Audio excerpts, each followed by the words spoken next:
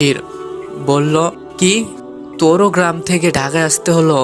তখন আমি বললাম, হ্যাঁ রে ভাই, কে জানো সমস্যা হয়েছে, বাবাও ঋণ টিন করেছে, টাকা পয়সার ব্যাঘাতে আমারও ঢাকা আসতে হলো। তো যাই হোক, কথাবার্তা চলতেই থাকলো। ওই দিনকার পরের থেকে আরো 2-3 দিন ঠিকভাবে কথা হয়েছিল। কথা বলতে বলতে বলতে বলতে ভালোই দিন যায়, সময় যায়। সজীব মুন্না দুজন ভালোই কথাবার্তা বলে, কিন্তু তাদের কখনো দেখা হয় না। দেখা হবে কি করে? ও আছে অন্য জায়গায়, ও আছে আরেক জায়গায়। এই দুজনের দূরত্ব এইরকমই।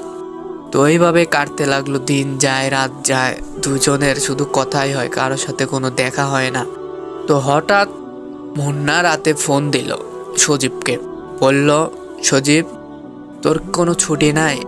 চল আমি আর তুই দুজন গ্রাম থেকে ঘুরে আসি। ওই সময় মুন্নার ছুটি ছিল, ওদের গার্মেন্টস থেকে ছুটি দিয়েছিল কয়দিন, তাই সজীবকে বলল ও যাবে নাকি। তো কি আল্লাহর কি খেলা, ওই দিন রাতে আবার সজীবেরও ছুটি হয়ে গেছে। ওই সজীবেরও গার্মেন্টসে, মানে গার্মেন্টস তো সরকারি ছুটি, সব জায়গায় এক জায়গায় একই রকম, তাই ওকেও ছুটি দিয়ে দেয়। ও মুন্নাকে বলে, আচ্ছা চল আমরা দুজন মিলে গ্রাম থেকে ঘুরে আসি। তো পরদিন সকালে মুন্না দুজনের জন্য টিকিট